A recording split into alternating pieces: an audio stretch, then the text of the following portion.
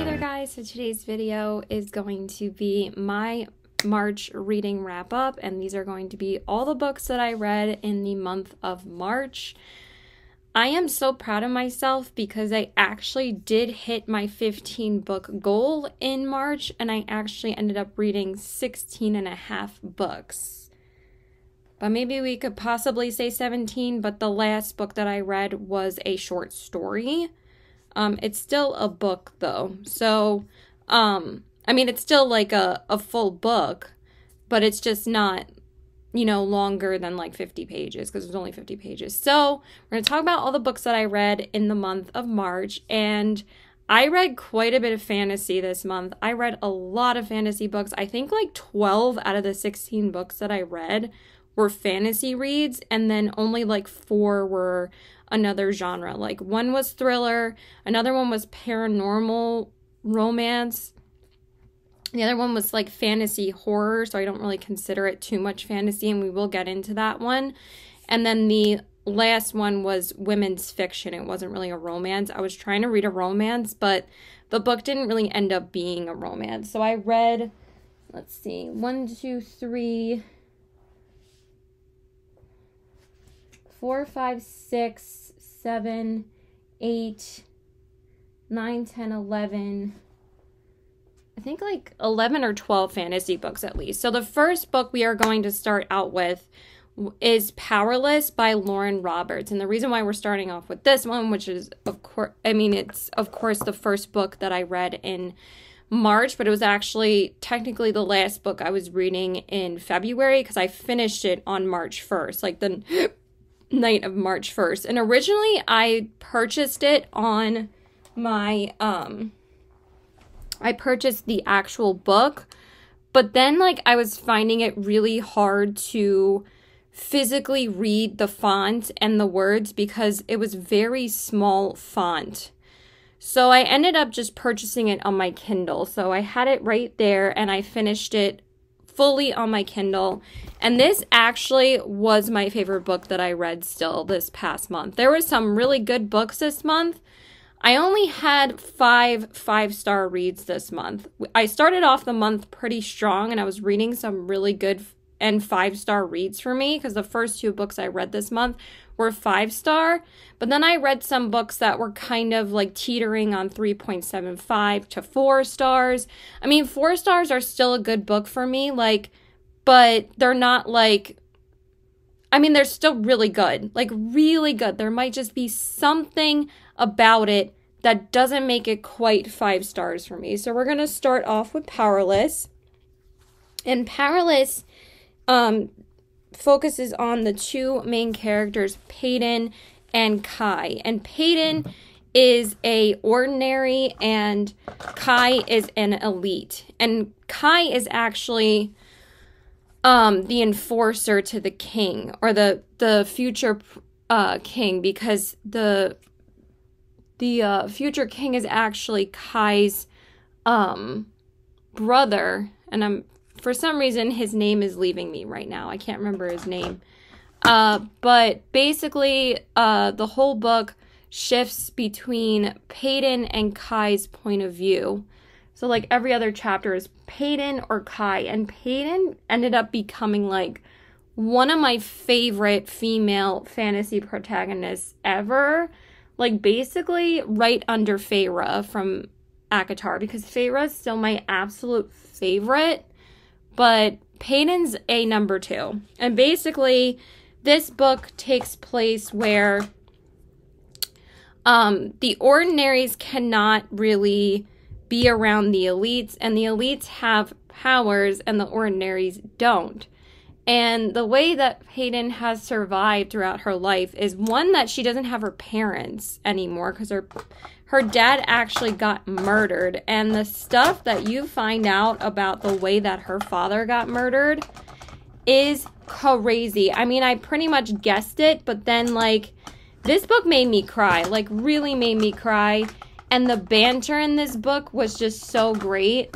Oh my God, it was so beyond funny. And if a book has a good amount of comedy in it, along with, you know, having a very impactful, powerful story, that pretty much makes it a 5-star for me. So So basically throughout the book, Peyton has to pretend that she is an elite because the elite want to get rid of like most of the ordinaries. Like you can't really survive if you're an ordinary. And she convinces Kai when she ends up meeting him because she tries to steal from him since she's poor. Because she's pretty much homeless because she doesn't have her parents anymore. She's an orphan, so she has to like fend for herself and steal food. And she lives, well, they don't really live anywhere. They just live in like an alleyway in like this cardboard box. Like they don't really have a home because they can't afford one. So she like meets Kai in the middle of this I don't know how long I'm going to be talking about each book. I'm trying to only talk about each book for like 3 or 4 minutes. I mean, the trilogies I'm going to talk all about together, but I'm like wasting time just even saying this. But I just want to talk about this before I do my eye makeup. So she meets Kai in the middle of like the town or whatever, and she's trying to steal like his pot of gold, like his bag of gold. And he, like, notices that his bag is gone after she leaves him. And basically, like, he ends up being, like, super curious about her. And they end up competing in this tournament together of, like, an elite tournament that they have, like, every year. It was kind of Hunger Games-ish because people say that this story is very similar to the Hunger Games and the Red Queen series, which I actually haven't read yet, but that is on my list, and I actually just ordered the box set last night because I really do want to read that series probably next month. I'm probably not going to get to it this month because I already have my TBR picked out for this month. So, they have to compete in this tournament together, and basically Peyton has to fake that she's an elite because everybody thinks that she is. And there's like this one part where they're like interviewing them like they do in the Hunger Games on like this big stage and platform, and they basically ask like not the contestants, but like the competitors that they want to show off their power.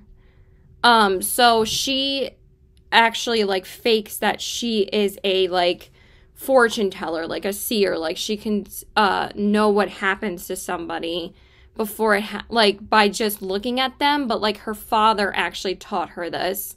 And it's kind of like similar to like Sherlock Holmes to me, where she looks at like a piece of dust on their shirt or jacket or whatever, or she like sees like a ruffle of their hair, like a piece of something in their hair that makes her know that they're what is happening with them, like how she knows like their future. So it was just so good. I don't really want to give anything else away because I feel like you should just read this book yourself. Mostly everybody that has read this book has freaking loved it. And I was so torn between either reading this book first or the Once Upon a Broken Heart trilogy.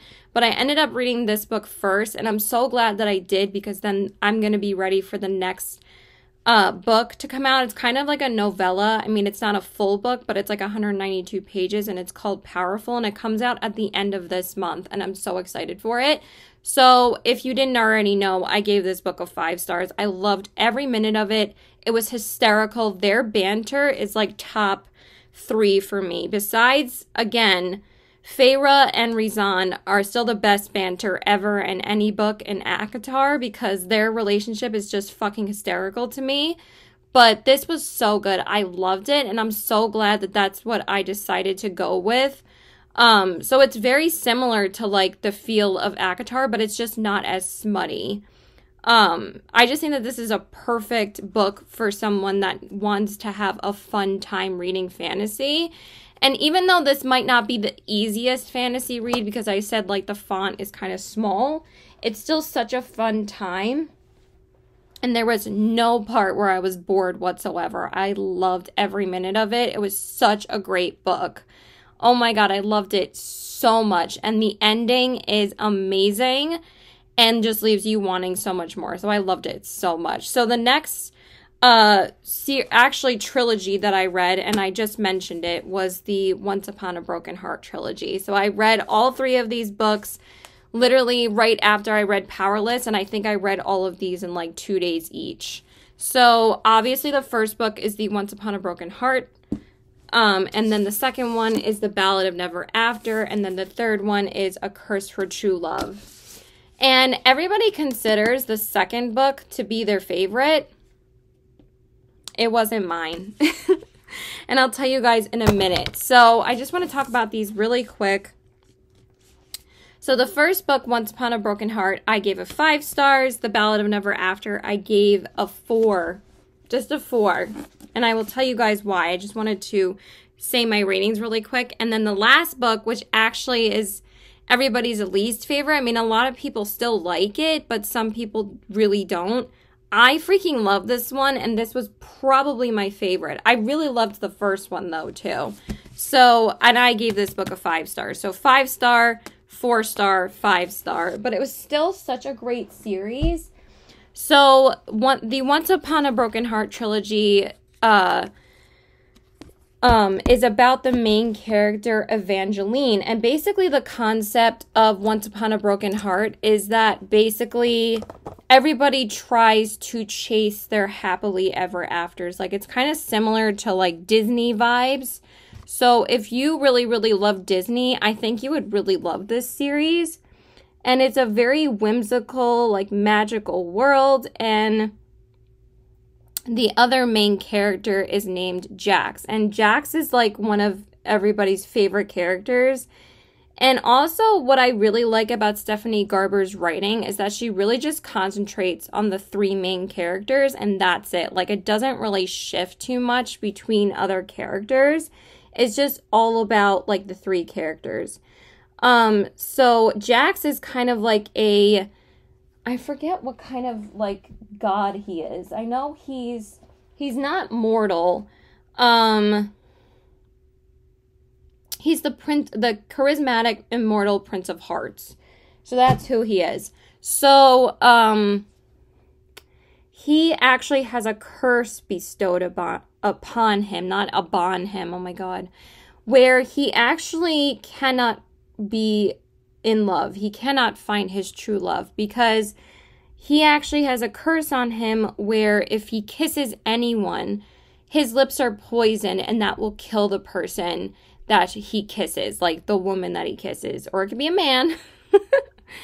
But that's what made the concept of these books like so interesting to me. So basically throughout the 3 books, they try to break his curse, and obviously Evangeline ends up falling in love with him. Like, that's pretty much a given. Like, you pretty much know that from like the moment that they meet. You're like, you know that they're gonna fall in love. But like, Jax keeps on doing things to prevent Evangeline from falling in love with him.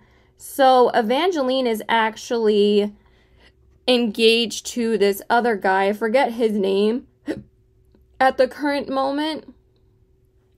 But he ends up like leaving her because he writes her this note saying that I don't want to be with you, blah, blah, blah. And she thought that he was going to be her happily ever after.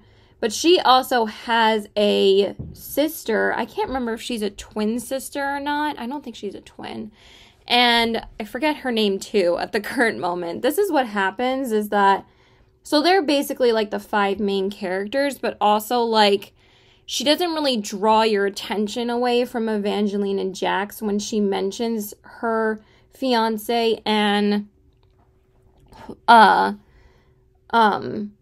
her sister. Like, her sister plays a role, but it's not like major enough that it's distracting from the 3 main characters' stories. So that's what I really like about her, but there's also certain things I don't love about her writing, but I do really love the way that she writes her characters. And I did end up falling in love with them because I cried my eyes out in the 3rd book. Oh my god, the 3rd book was so fucking good. So basically, in the 1st book, like I said, Jax actually bestows a curse on this guy named Apollo, and Apollo's actually a prince as well, and he's like the prince of the mortals. Like, he's the one that the mortals answer to and all of that. And he places a curse on him to make him basically fall in love with Evangeline. And he thinks that this is going to prevent her from staying away from him. So that's basically what happens in the first book. And also, her sister ends up Evangeline's fiance ends up cheating on her with her sister. And I think that was so messed up. I'm like, damn, that is dark. Especially for something that's like kind of like a younger fantasy. But I was like, okay. And then, so he ends up leaving her, but Jax also ends up bestowing a curse on her ex-fiance and turns him into stone. And I forget the way that he gets free. But basically that's what the whole series is setting up, because then he does become free. And I'm not going to say anything else about what happens to him because it's so good. Oh my god, it's so good. Let's just say vampires, because the vampire parts of this story was really, really well written as well. And I love, like, the underlying, like, magical whimsicalness of, like, the first book. So I really did enjoy that one. And then the second one, obviously they didn't break the curse yet. So the second one is all about, basically, Jax trying to erase or go back in time to where he was in love with the one woman that was actually able to be in love with him, because she could kiss him and his curse would be broken. Like, she was the only one that was able to withstand his kiss. I think that's what it was. I can't really remember. But I'm pretty sure that's what it was, because that was the only way he was ever going to be in love. But Apollo doesn't like this, because after the first book, he was infatuated with her, but after the curse was broken, he still wanted her. But it was still like kind of an obsessive kind of love. Even though he wasn't under the spell anymore, he still wanted her. Like, he was basically very possessive, and he didn't want Jax to have her no matter what. So basically, like, the whole first half of the second book is like recapping so much from the first one that I was starting to get a little bit bored. I'm like, this is basically like just a recap of the first book, and not much was really happening until like the second half, and then it picked up. And then I thought it was good, but I didn't really get that like super coming out of my chest feeling like I did with the last book. I thought the last book was spectacular. So the second book is basically about him trying to find these stones that you need to go back in time. And that was really it. There really wasn't much else to the plot of the second one, so that's why I wasn't really in love with it. But I think the reason why people love the second one so much, more so than I do, I mean, I still love Jax as a character. He's amazing. He's one of my favorite fantasy characters now. And their banter is so funny too. I really love Evangeline and Jax's banter as well. But it basically concentrates on Jax trying to break his curse for the whole second half of the book. But they don't end up going back in time at the end because, you know, they can see like future projections on what would actually happen. And it's not good because this vampire Chaos ends up like having to, well, Jax ends up having to ask this vampire for his help in breaking this spell. But he's like a ruthless vampire and he wants to bite Evangeline. And the whole concept of her way of describing vampires is just so cool. I don't really want to ruin it. So the second book wasn't really my favorite. So that's basically what the second book was about. Again, I gave the second book a 4 stars because I wasn't really in love with it. But then the third one, I read in like a day and a half. And I loved this one. This one was it was much darker than the first two. And basically it was about, you know, again, Jax breaking the curse and Apollo being obsessed with having her so much that it's his undoing. And that's basically what the third book is about. I'm not going to say anything else if you haven't read it yet, because I really don't want to spoil anything. And the third book actually shifts between the three characters' POVs, and I actually really loved that too. I think the reason why people didn't love the third one, though, is because there wasn't enough of Jack's point of view in the third one. It was kind of concentrated more so on Apollo and Evangeline, of course. But there was just like, I did like Evangeline. I did, but there was just some parts of the first book where she was just asking, like, I don't like when authors write their female characters a little bit more stupidly, you know? I mean, she's still a great writer, but, like, some questions that she asked would just annoyed me. I'm like, what? I mean, I understand that she's immortal, but it just was a little bit annoying, kind of getting on my nerves. But other than that, I really did love this series. And also in the beginning of the third book, basically Evangeline's memory was wiped. Like, Apollo casts this memory spell on her where she can't remember anything, even about Jax, because she doesn't want her to be with Jax. She doesn't, he wants to wipe her memory to convince her that he's the one for her. So that's basically, and that's why I was so intrigued by the third one, because, you wanted to know if she got her memories back, and you wanted to know if she was gonna end up being with Jax or with Apollo. And it just gets, it's so freaking good. And also Evangeline is an orphan as well. I'm like, why do I keep on reading about female protagonists that don't have parents? But her parents died when she was young as well. So it was just so good. I gave this one a 5 stars. I loved it so much. But I actually would really like to reread this series at some point. Because the magicalness about the first one was like some of my favorite parts of the whole series. So it was just so good. I loved it. So let me just go grab my sponge and then we'll talk about some more books. Hopefully I'll be able to finish this before I go to my boyfriend's house. Okay, so then after I finished that series or a trilogy, I really was in the mood for a thriller book, and I only had, I think, one physical thriller at the time, like one physical book that was a thriller, and I decided to read A Good Girl's Guide to Murder by Holly Jackson. This was sitting on my shelf for like a good month, and I was like, I really just want to read it so badly. And I have to say, this book is worth the hype. I thought it was just fantastic writing. There was not one part where I was bored. There was not one lull.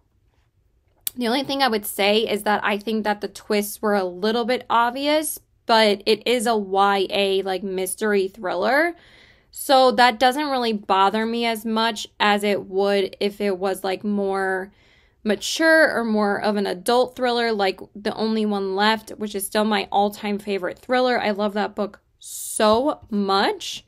So, anyway, so this one I decided to read. I actually have the other two now because this one inspired me to pick up the other two. But this was the only one that I read from the trilogy in March. And basically this book is about, what is her name? Let me just make sure I get her name. Pip. Her name is Pip. And she is basically investigating this murder of this kid named Sal Singe.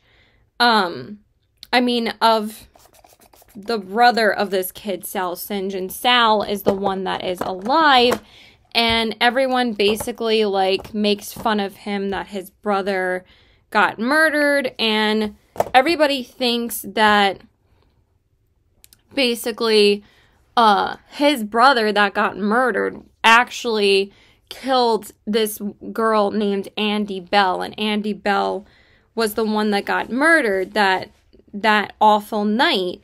And the way that, you know, they piece together the story and they investigate the murder, and Pip ends up teaming up with Sal to find out who actually killed his brother. And that's basically what the book is about. Like, it's very straightforward.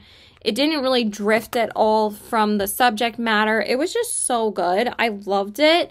But again, it wasn't quite 5-star for me, but I would give this book a 4.5 stars because it was a really great start to the trilogy.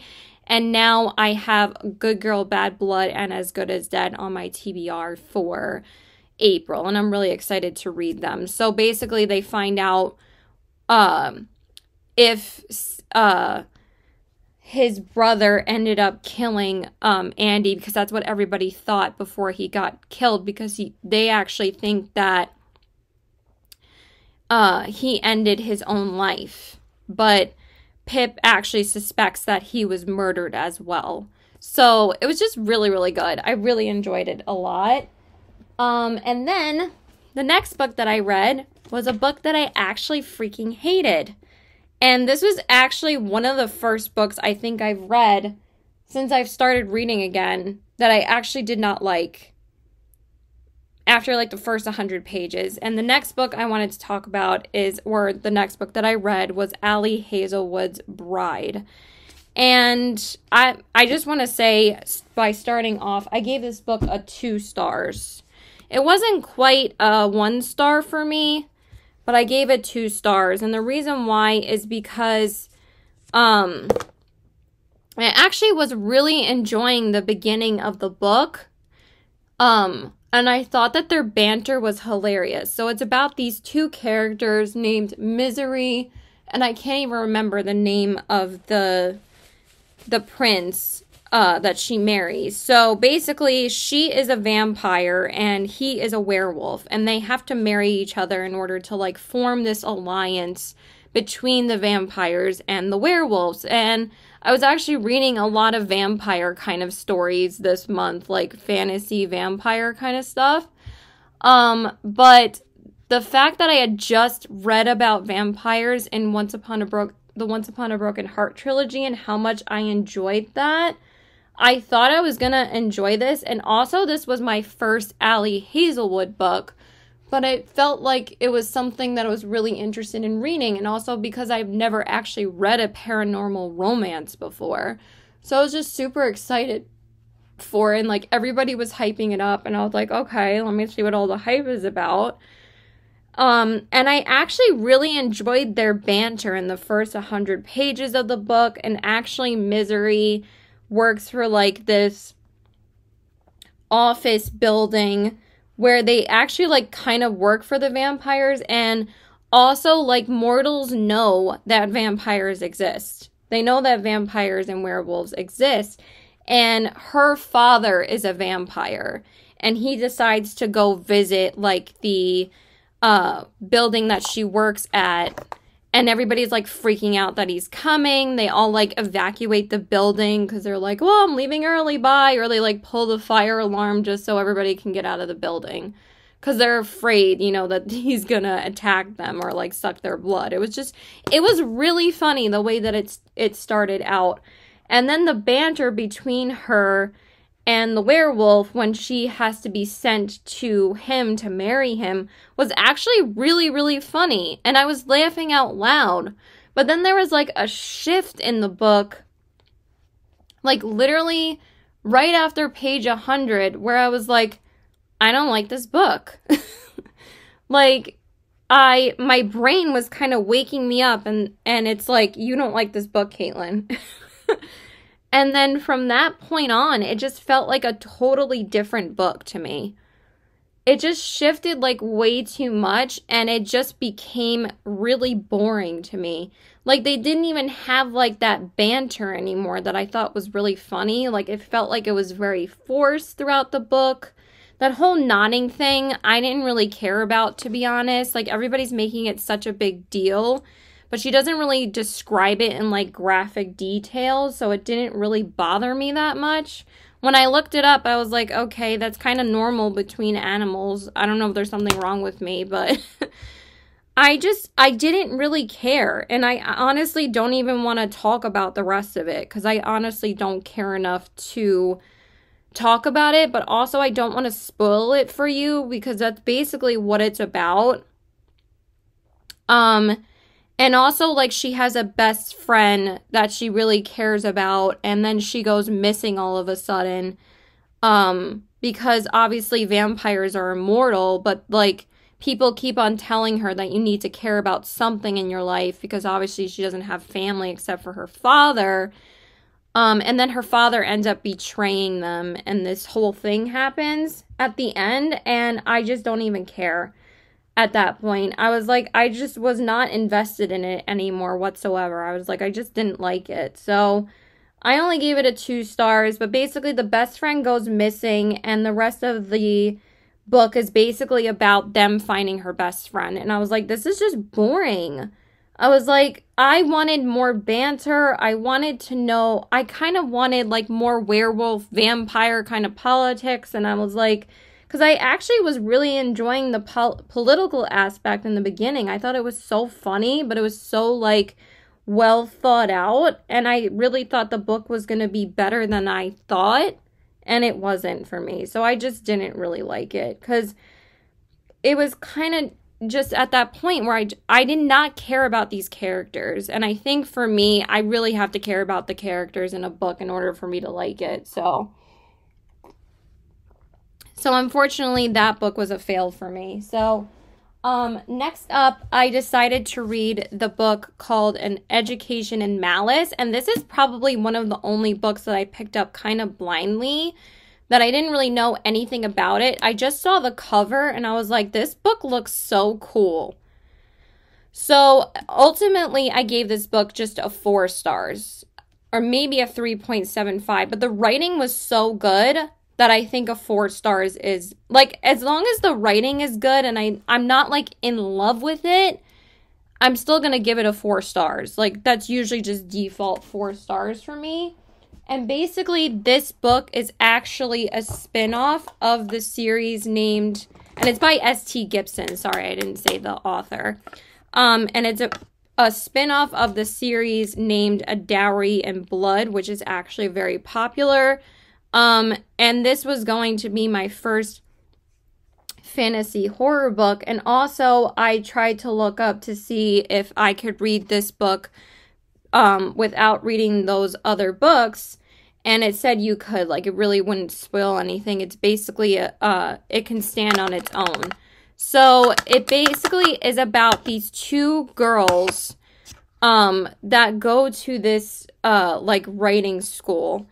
And let me just say their names really quick, because I actually forgot both of their names. Their names are Laura and Carmilla.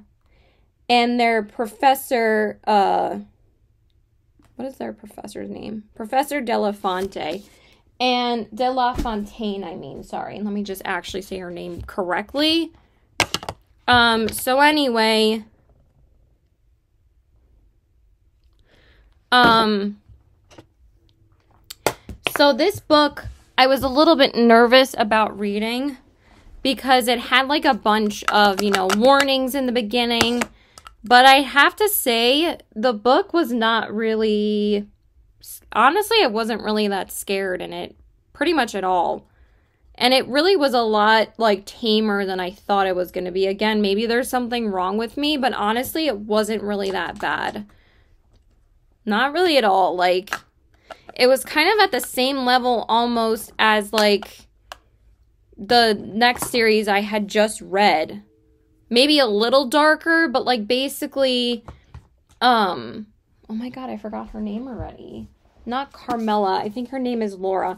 Laura is kind of like, a bit crazy. But I kind of wish she would have went into, like, her craziness a little bit more. But basically, her and Carmilla, like, compete with each other as being, like, the best students in the class for De La Fontaine. And basically, Carmilla is, like, her star student. But quickly, Laura ends up becoming, like, the best in the class because she's, like, really good at poetry. And they keep on competing with each other to become like De La Fontaine's favorite student. And it turns out that De La Fontaine is actually a vampire. And Carmela is actually her chosen, I forget what they call them, but her chosen companion. That's what they're called.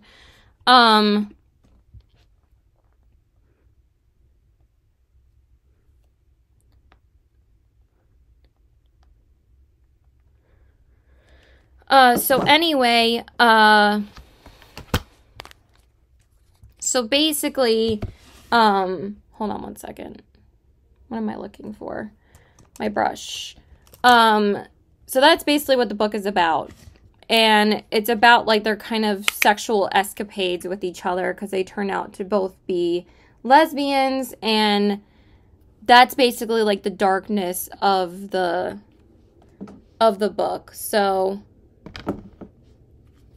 anyway, I gave it a 4 stars because, again, I didn't think it was as scary as it was, like, hyped up to be. But I still really enjoyed her writing. It was very fast-paced. There was really no lulls. It was kind of short, though. But I do like the way that it ended. And it was kind of similar to, like, actually, no, it wasn't similar to a Netflix show, but I really liked the ending, and I'm kind of, like, excited for the next book then, if that's how it ended. And also, maybe this book will be a little bit darker if there ends up being a next book. There probably will be, because it left off being pretty open-ended about Laura and what she decides to do with Carmela, because they obviously end up both falling in love. And De La Fonte ends up being really jealous because she doesn't want to cross that line because she's still her companion. And a companion is basically like a human where you're able to suck their blood, because obviously like vampires need to suck blood in order to stay alive. And even that was more interesting than Bride. And then I read yet another, like, kind of vampire series, but this was more concentrated on demons. So that's all I'm going to say about An Education in Malice. That's basically what it was about. I'm just giving, like, short little synopsises, but I don't want to, like, give away everything. I don't remember actually reapplying my lid shade, because I don't think I actually did. This video actually isn't as long as I thought it was going to be, so that's good. But I think I'm going to end it with talking about Kingdom of the Wicked and one of the last books I read in 2024. I mean, not 2024, in March. Why is there so much fallout? Okay, so then the next fantasy series that I read, because then I wanted to get back into my fantasy journey, I read the Kingdom of the Wicked series by Carrie Maniscalco. So the first book is Kingdom of the Wicked, the second book is Kingdom of the Curse, and the third book is Kingdom of the Feared. And all of these were 4.25/4.5 reads for me. I actually really, really loved the first book, and this one I gave a 4.5. I actually think the first book was pretty much my favorite one. The second one, I gave a 4.25, and then the third one, again, I gave a 4.25. So we're just going to talk about these really quickly.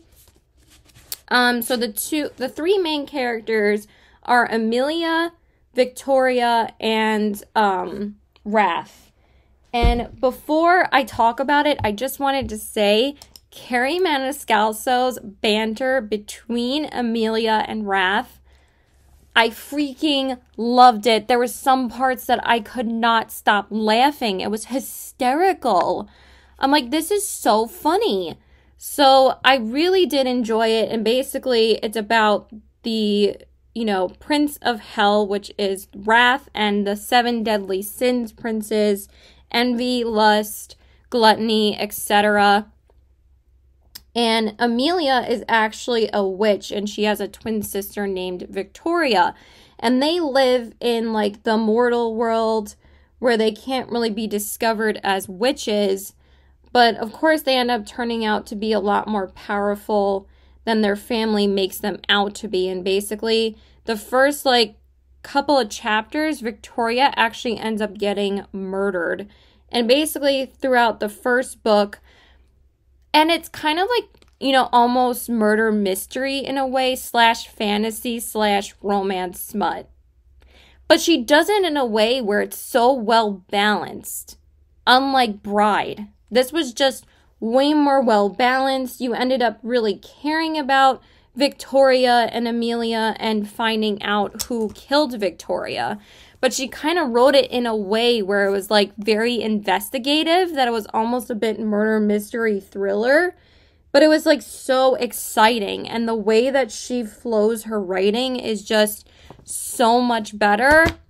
But there was always just like one thing about each book that just didn't make it quite 5 stars for me. But I still enjoyed them so much. They were so much fun to read.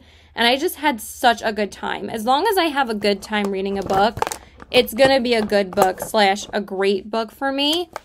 The one thing that did annoy me about Amelia was basically, like, again, there was some things that did annoy me about the questions that she asked. Some of them were kind of dumb.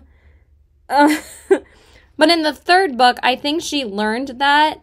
And she made her, like, way smarter in the third book. But also, like, the reason why it annoyed me with Amelia, probably even more so than Evangeline, is because Amelia was a witch.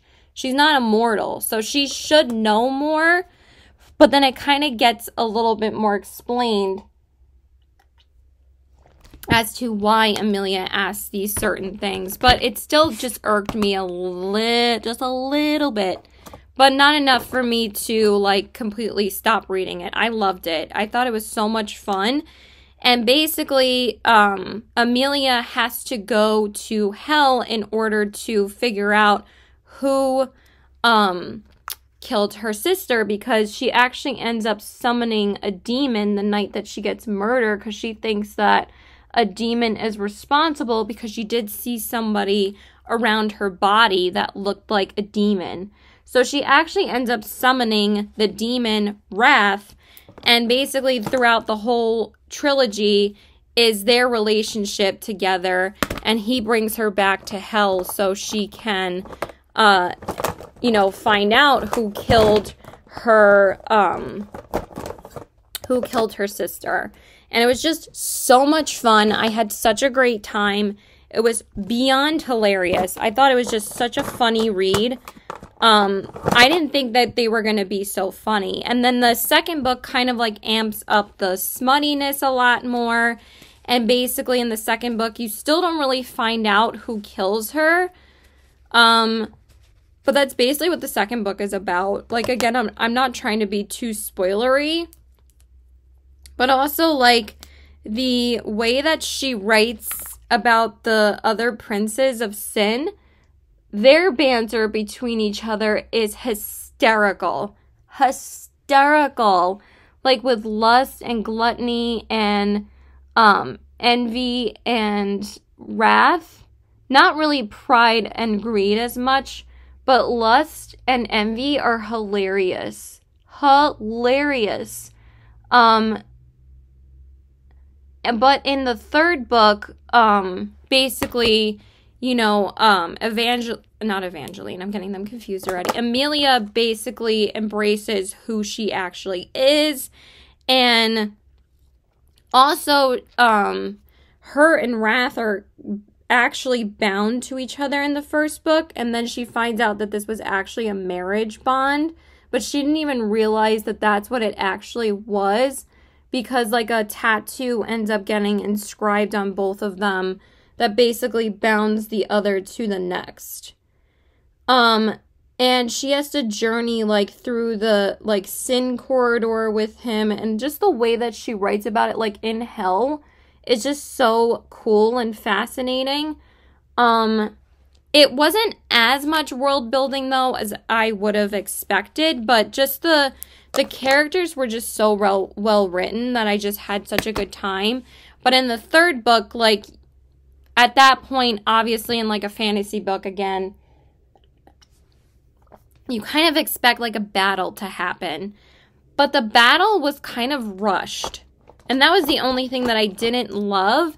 But at the same time, like, you know, because in most, like, fantasy books, you, like, read about them, like, preparing for battle and all of that. But this one, oh, wow, I really actually hit major pan in this now.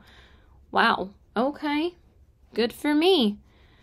I might actually use up this bronzer at some point. That's still going to take forever because there's still so much product in it. I did not blend that side very well. So anyway, that was the only part that I was like, okay, it was like not even 10 pages long. Because like Amelia basically annihilates like who they're fighting. I'm not going to say who because it actually will spoil it. But again, solid like 4.5 star series for me. Not quite 5 stars, but it was so much fun. But like basically in every fantasy book you read that they're like preparing for battle. This one, like, was kind of a couple of pages, and it's like, okay, she annihilates them, and then that's it. Like, I was like, I just was expecting a little bit more. And then kind of, like, the last 40 pages was all about, like, happy endings, which I think was a little bit dragged out. Kind of, like, it kind of gave me Kingdom of Ash vibes, even though it wasn't half as long as Kingdom of Ash, because that's still, like, way longer. But it was kind of like too long with like the happily ever afters at the end, you know, because but I did kind of enjoy that, maybe even more so than Kingdom of Ash at the end, because I kind of like that she gave Princes of Hell happy endings. I just thought that was such a cool concept. So I really did enjoy this series as a whole, and I might actually want to reread this series at some point as well. So after I finished Kingdom of the Wicked, because I had to read this trilogy in order to read the book that I was dying to get to, and I'm just going to show you guys on my Kindle, because again, I actually did purchase this book physically, but again, like the font was just way too close together, but this font was way bigger than the Powerless font, like it wasn't super tiny. But I found myself when I was reading it that I just couldn't concentrate on what I was reading because it was kind of all blurring together. And so I actually ended up returning it and just purchasing it on Kindle. And then it was so much easier to read on my Kindle as opposed to reading the physical copy. So I'm actually really glad that I did that. And the book that I really wanted to read, that I'll just pull up on my app, is Throne of the Fallen. And that one is actually the first book in the Princes of Sin series, which is the spin-off to, I'm just going to grab a highlighter in front of me. I have to grab a lipstick anyway, but I don't feel like getting up because I need to finish talking about this.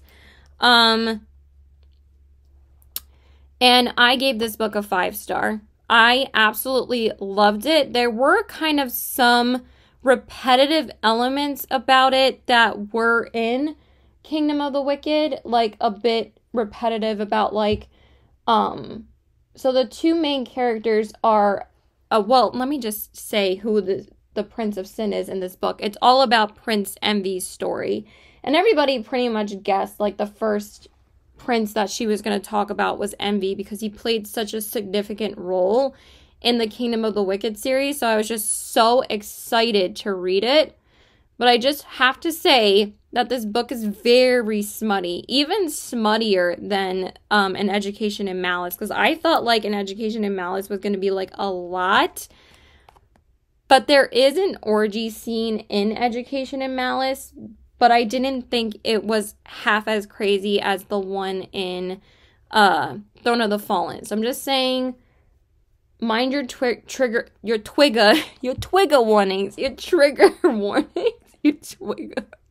I think I've said that before in another video, like when I was talking about some other books that I had read. I think I'm going to leave the trilogy that I read at the end of this month for later. I'll just talk about it when I get home, because I'm not going to have enough time to talk about it now. But I just wanted to say that I really enjoyed this one. I gave it a 5 stars, and it's basically about Prince Envy and Camilla. And Camilla is a mortal woman, but then you pretty much find out that she is not mortal like halfway through the book. And it's basically about, like, pretty much a similar concept to Wrath, where, you know, the princes of sin can't really fall in love. Like, and also, oh my god, did I jam this? And also, like, Wrath kind of, like, sealed himself off from love, and he thought he was never going to be able to fall in love, and then obviously he falls in love with Amelia, and it's kind of the same thing for Envy. But Envy's backstory about his first love was so good. And there's so much that happens in this book. It was amazingly written. I enjoyed every single second of this book. And that's why this one was more 5-star for me, because I, again, think that she learned. I really love authors that just improve throughout time, throughout each book that they read. It's like even more exciting sometimes than just reading like a great author every single time. It's kind of more fun to watch their improvement, because this was just so well written. There's a lot of smut. There is a lot of smut, like I said. But it was just so good. I loved it so much, but I think I'm going to talk about more of it when I leave. I mean, when I come back home, not when I leave. What are you talking about? So yeah, I will finish talking about the rest of the books when I get home later. So bye for now. Because I need to put on my lipstick, and I'm not going to be able to talk about books when I'm putting on my lipstick. So bye. Okay, so hey guys. So I'm back from my boyfriend's house, and I'm going to continue talking about the rest of the books that I read in 2024. And like I said, the next book that I read was Throne of the Fallen. And this one was just so well written, and basically it's about Envy's journey of falling in love, because he thinks that he's completely written off love at this point, because like I said before, he was in love with a mortal.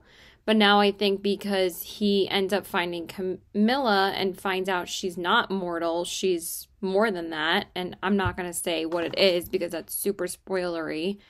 But I'm not giving it away too much by saying she is not mortal.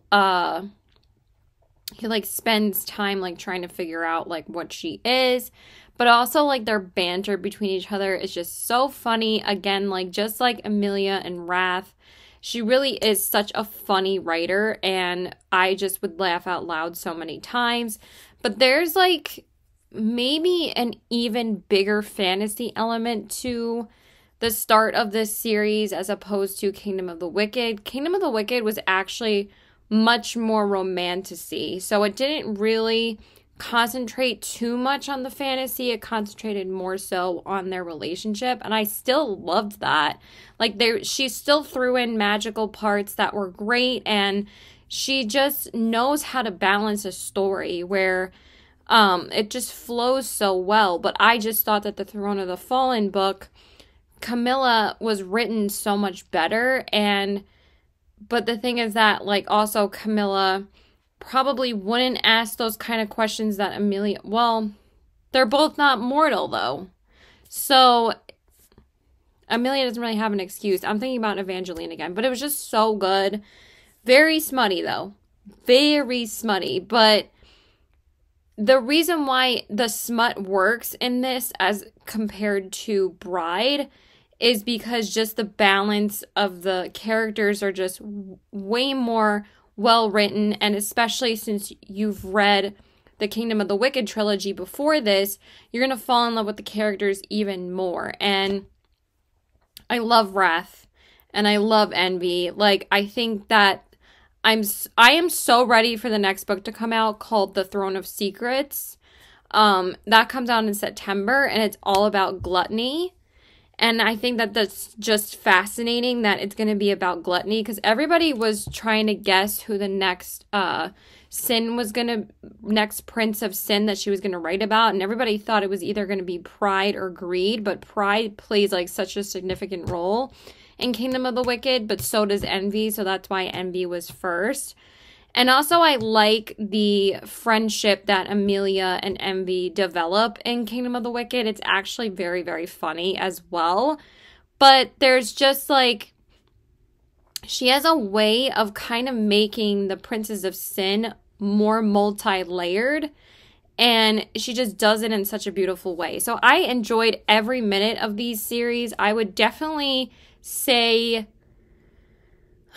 I mean, I didn't really cry in this series. It didn't really hit me as powerfully as Powerless did and the Once Upon a Broken Heart trilogy, but I did cry a little bit in Throne of the Fallen because their just love story is so beautiful together, but I just loved it from beginning to end. And even though this book is longer, it really doesn't feel like a 600-page book. This was actually the longest book that I read this month, and it flowed beautifully. I was not bored once. You just couldn't wait to see what else happened. Also, Envy has to save his court in this book and his story. Because actually what happens, this is so cool, the concept was amazing, is that just because you're immortal doesn't mean you actually remember everything in your life that has happened. So since you have lived for such a long time, some of your memories can start to fade and they end up becoming like the court of forgetting, or they might end up becoming that. So I just thought that was so cool. I'm like, just because you're immortal doesn't mean your memories last forever. And I was like, that was just a really cool concept. So that's how he has to save his court. And if he didn't, I think that would also happen to him. So that's why Camilla was so important, because Camilla was supposed to help him through like these trials in hell, because like this, there's just so much cool shit that goes on. Like, I love it. This, I forget what his name is. I think he's like literally death, or like the gamekeeper. Like, he's some kind of gamekeeper where like he makes them play these games and solve these riddles, kind of similar to Saw, but not as graphic. And he has to solve these in order to save his court. And it's just so cool. And then the last 100 pages, so much happens. Like, you think it was over after they solved the game. No. I mean, obviously you knew they were going to solve these riddles, but after that, there's like a whole much more, there's so much more that happens. So it was just so good. And the fantasy element might have been even more so in this book. So I loved every minute of it. I thought this book was great. The series as a whole really is a fun time. So I highly recommend it. If you like romantasy and you like Fourth Wing, read Kingdom of the Wicked. You will love this world. Trust me. It's so funny. Romantasy. Like, I'm not trying to force you to read something because everybody has their own taste, but I'm saying if you like Fourth Wing, you would really like this series. Okay, so next up, I wanted to take a little break from the fantasy and I wanted to read a romance book. So the one that I really wanted to read, and this was on my TBR for March, and then I kind of drifted from my TBR after this book. But the last one that I read on my TBR is The Good Part by Sophie Cousins. And this book actually didn't really end up being as romantic as I thought it was going to be. It was kind of more like women's fictional fantasy, like women's fiction, not more so. Like, the romance plot wasn't really prominent in this book. And that's the only reason why I rated this a little bit lower than I initially thought. I mean, I figured it was going to be a 4-star read, so I'm still rating it 4 stars. I still had a great time with this book. It was super funny. Basically, the main character, Lucy, makes a wish that she wants to basically skip to the good part of her life because she's pretty poor. She's not very well off. She has a job that she hates, but she's trying to stay in it. Well, actually, she really likes her job. She wants to become like a big-time TV producer, but right now she's just like a junior editor or something like that. Like, she did just get a promotion, but it doesn't really mean anything. And she lives like in this apartment with like 3 other roommates that are always like messing up her life. Like, her best friend lives with her, but her best friend decides that she wants to move out. But she goes out with her best friend like after work one night. And also like her best friend like, you know, helps her out financially and like pays for drinks and stuff like that. And she keeps on saying like, I don't want you to keep on like spotting me and stuff. So her friend like leaves the bar and then she decides to like walk home, but she's in a part of where she's not close by from where she lives after she leaves the bar. So she decides to go on this dating app, and she sees like one of the people that she swipes right on happens to be nearby. So she decides to meet this guy, and they like talk for a little while, and then they actually go back to his apartment because his apartment is close, and 99% of the time you usually know that that's a hookup. So they go to the apartment. She leaves his place because she gets totally turned off by him. And also it's a little bit weird that she like just decided to go home with him like after just meeting him. But anyway, then she leaves and then she stumbles upon like this random store that has like this wishing machine in it, and she makes a wish on it, basically saying she wants to skip to the good part, and then she wakes up in this other life. Like it's kind of,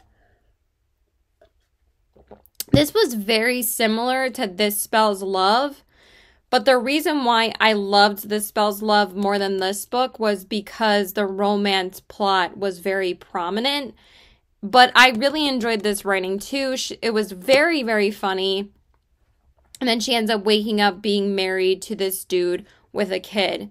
And the kid is so funny in the book because kids know everything. People underestimate kids all the time, but the kid like automatically figured out that she's not really his own mother. Like he knows that she's different. So he keeps on calling her an alien, and she's like, "Mom," he's like, "Mom, when are you going back to your alien planet?" It's just so funny.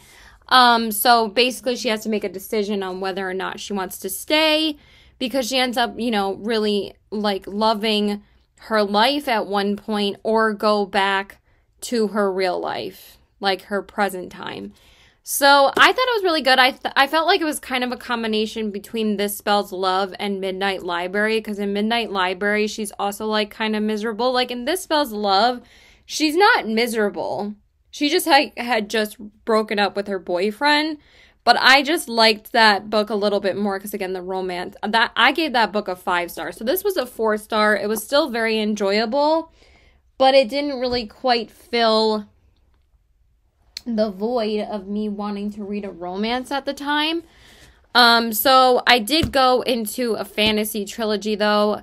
Like I said, I pretty much stuck to my March TBR for the entire month until the last week of March, because I had ordered this series I think a week before that, and then I was so torn as to whether or not I was going to go into this series or if I was going to go into One Dark Window and Two Twisted Crowns, because those honestly probably would have been the last 2 books that I would have read this last week of March, and then I probably would have read like a short little romance before the month was over, so I could just fit in one more book, and I probably still would have made my goal. But I really wanted to read this, and I didn't really want to put it off anymore, so I decided to finish off the month with the Cruel Prince trilogy by Holly Black. So the first one is called Cruel Prince, the second one is called The Wicked King, and then the third one is called The Queen of Nothing. Oh my god, I do understand the hype of these books now, because Holly Black is chef's kiss, amazing writer. Oh my god. So basically, the main character's name is Jude, and the Cruel Prince's name is Carden, and basically it's about Jude is actually a mortal girl, but basically in the first 5 pages of this book, her parents get murdered by a fae. Because I just want to say why they got murdered, because I always forget the reason, because this is very important, because this is right in the prologue. And it just, like, hooks you right away. I was like, wow, they already got murdered, because she was, like, younger at the time when this happened.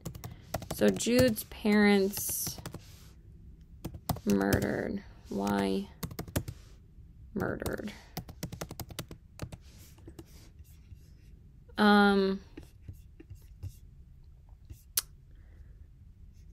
Her parents were murdered by Maddox, who happens to be Jude's eldest sister's real father. I was about to say father. Where is it?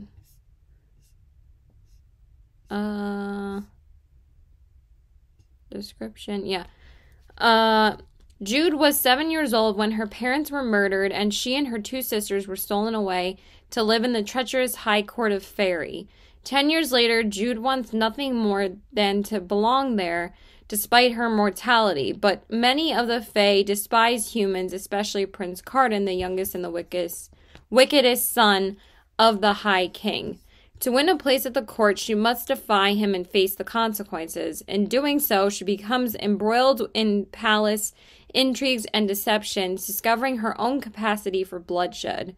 But as civil war threatens to drown the courts of fairy in violence, Jude will need to risk her life in a dangerous alliance to save her sisters and fairy itself. Like, oh, it was so good. I loved it so much.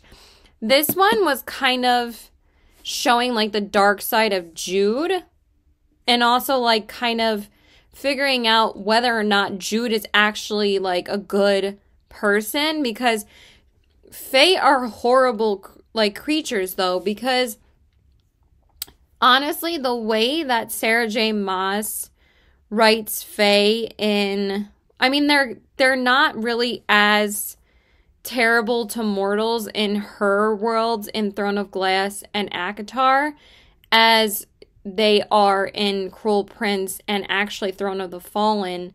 Carrie Maniscalco actually brings Fae into the Prince of Sin series, and they are a very big part of the plot of that book, and they're like evil fairies. So Fae do not like mortals. So basically throughout the whole book, like, because after her parents get murdered, they have to go back to Fae, because obviously, like, they don't have parents anymore, and they were murdered by her stepfather named Maddox, and Maddox is like the villain of the entire trilogy.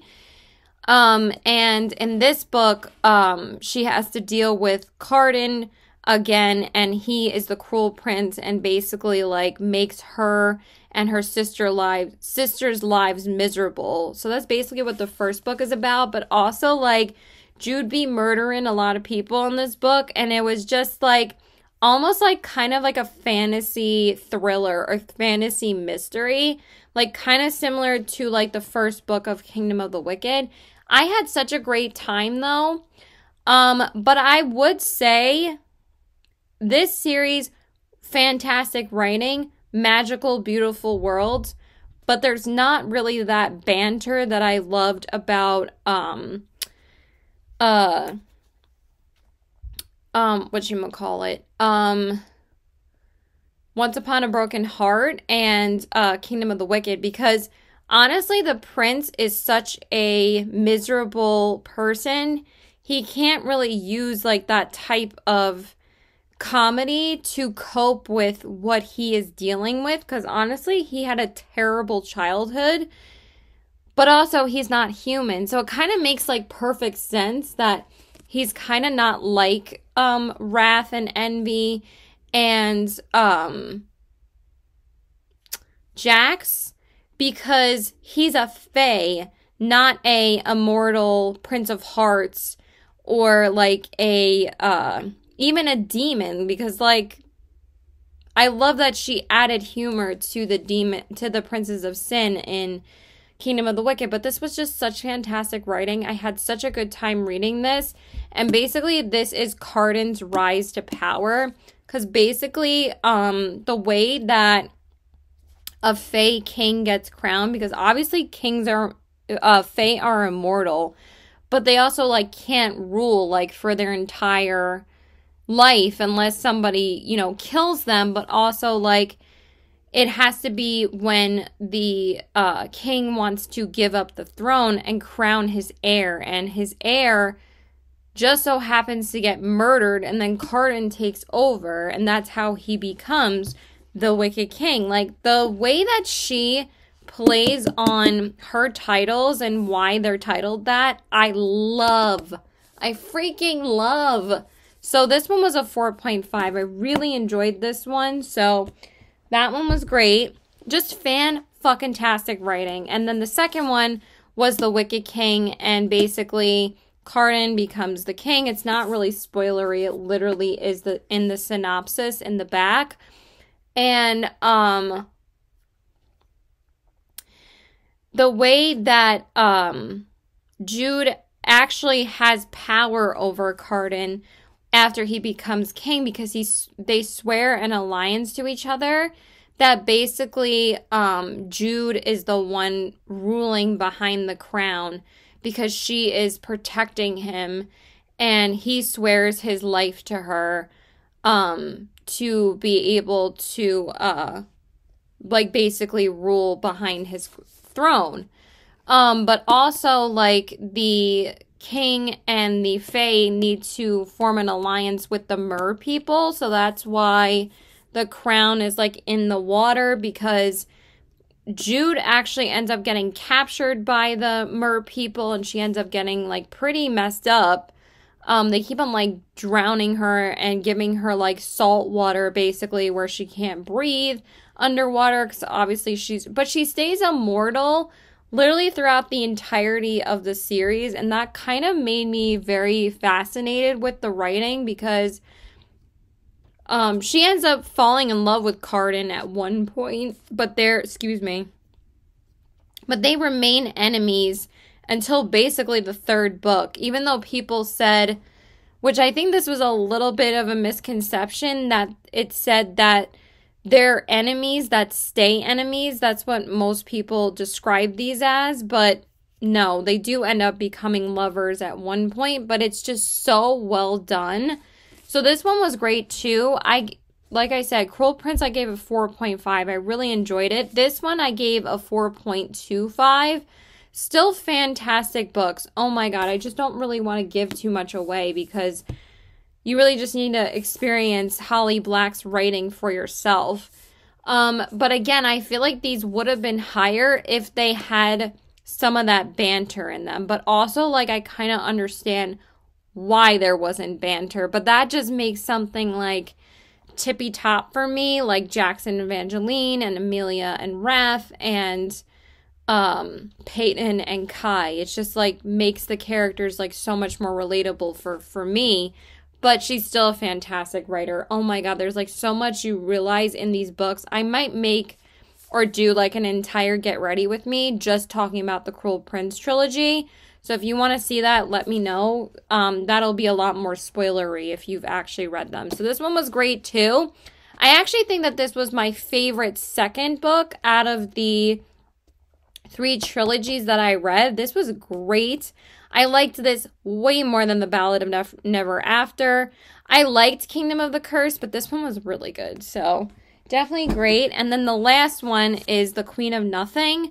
This one was a 5-star for me. This one, from the moment it started to the moment it ended, it just is so freaking good. So Jude ends up getting exiled in this book, and she basically spends the first 70 pages back in the mortal world with Vivian, because Vivian doesn't want to stay in the mortal world. Oh, let me just talk about the Wicked King a little bit more. So I forgot to say that most of these stories, all the female protagonists all have a sister, and sometimes they're usually a twin. Like in Kingdom of the Wicked, they're twin sisters, and the same thing in this book.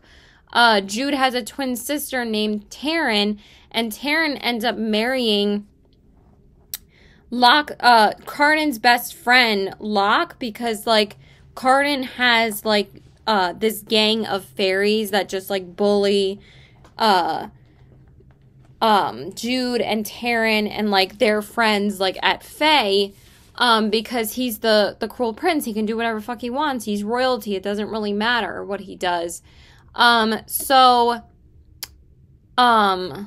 What else was I going to say about Taryn? So Taryn marries Locke, and then Locke ends up getting murdered, and they have to figure out whether or not it was Taryn that murdered him.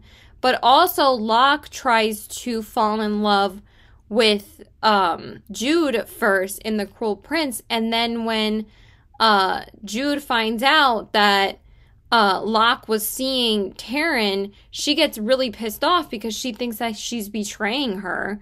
So it was just so freaking good. I really loved this book as well. And then with this one, she ends up staying in exile for like 70 pages of the book. And then she ends up having to go back to Faye. And you knew eventually that she was going to go back to Faye. And the reason why this is called the Queen of Nothing is because Jude ends up becoming the Queen of Faye. I'm not going to tell you how, but she ends up getting banished from Faye, and then she comes back to pretend that she's Taryn to take her place, because she has to take her place since she had just murdered Locke, or something happened to Locke. We don't know if she did it. That she pretends that she's her. And literally in the first, like, 5 pages of the chapter that she's back at Faye, pretty much everybody figures out that it's her. And so, like, throughout the rest of the book, it's about, you know, Cardan and Jude preventing Maddox from taking the throne. And also, like, preventing, like, another war between the Mer people and the Fae, because they need to keep their alliance in order to, you know, coexist in peace, because Cardan basically says, I will destroy you if you decided to go to war with us. So Maddox has never really been their father. Like, everybody's terrified of him. He's still, like, her stepfather, and he really, like, just never really cared about any of them. He just wanted them to use them to give him power, because he's always wanted the throne. So I absolutely love this one. I'm not going to say anything else. I just want you to go into it pretty blindly. So that's like a brief synopsis of it, but literally fan-fucking-tastic writing. Loved every minute of this one. I sobbed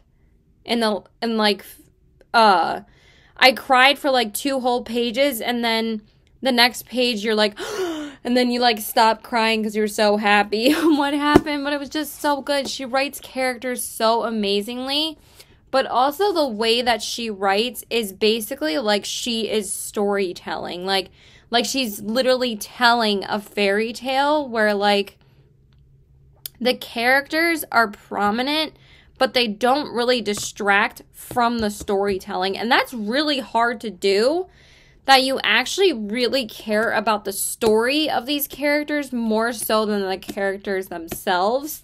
And then you realize how much you care about them at the end of the series. And I'm like, that is just so unexpectedly genius writing, and I loved every single minute of it. So definitely 5 stars for me. And then the last 2 books, because the last book that I read was a short story, then I decided to go right into the King of Elfhame. Why did I even open it? I went into the 3.5 book. You can't even see it because it's a white title. Let me bring it up. Excuse me. So it's the King of Elfhame by... Yeah, whatever. King of Elfhame Learned to Hate Stories. How the King of Elfhame Learned to Hate Stories. And basically it's all about Cardan's childhood and the reason why he is so cruel.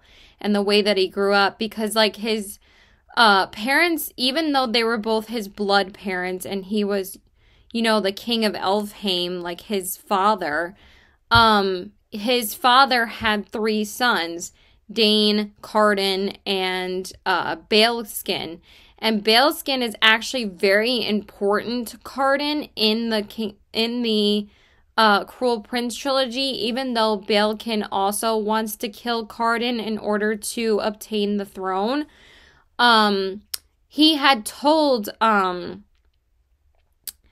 Jude in the Cruel Prince trilogy, when Baleskin decides to betray him in some way, he tells Jude, do not kill my brother. And you'll see why this is, because Balekin was actually the only one that cared about him when he was growing up, in like his own twisted kind of way. So that's why it's so well written. And basically it just talks about like why he's such a wicked fae. And it was just so good. It also like gives you like, this was so amazing, and I loved the way that this was written. So there's like a part in The Cruel Prince where Cardan like says something to Taryn while like Jude is like across from the lawn. Cardan like takes Taryn aside and tells her something that makes her really cry. And Jude comes up to them and she says to Cardan, what did you say that made her cry? And you never actually find out what he said to her until the King of Elfhame book. And then she shows you that full conversation on what they actually said to each other. And I was like, I freaking love that. So these shorter stories and stuff like that are actually really essential and add a lot more to the Cruel Prince trilogy. So they're not really like a waste of time to read. They're really, really good. So the short story, oh, and the King of Elfhame I just gave 4 stars because like it was just a bunch of short stories about Cardan, but it was still so enjoyable and so much fun to read. And then the last one that I read is The Lost Sisters by Holly Black. I didn't even know there was a short story connected to the Cruel Prince trilogy, and this is 1.5, so this is in between Cruel Prince and The Wicked King. And basically this is a 50-page short story all about Taryn, and it's all from Taryn's perspective about Locke and why she feels the way that she does about Locke. And it's basically a letter to Jude apologizing about why she ended up marrying Locke, because Jude was the one that was supposed to be in love with him, because she really did love him. But then he ends up marrying Taryn, and it's just, this was so good too. Again, this adds so much to the Cruel Prince trilogy, and I gave that a solid 4 stars too. Just such a great world. And that is all the books that I read in the month of March. I read a lot. I've been talking for way too long. I think this is like an hour and 20 minutes now, but I knew it was going to be a bit longer because I knew I read quite a lot of books. So now the first book that I'm reading this month, and I actually started it yesterday on March 31st. I was really in the mood for a romance because The Good Part wasn't really a romance. I decided to read Lynn Painter's The Do-Over. I've been wanting to read this for a while. I've been in the mood for Lynn Painter again because the last time I read Lynn Painter was like at the end of February, and I was already like not in a romance mood. So I feel like I have to read romances when I'm in the mood for them, obviously. But this is so cute so far. I'm about to finish it. Actually, I only have like 45 pages left. So I'm going to finish it tonight. So yeah, that's pretty much it. So I hope you guys enjoyed this video. Please like and subscribe. Follow me on my Instagram at CBW819 and check out my Poshmark at the same handle. And let me know if you guys read any of these books. Which one was your favorite? Which one was your least favorite? I would love to know.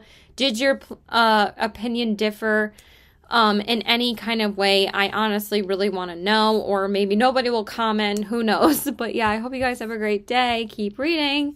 Bye.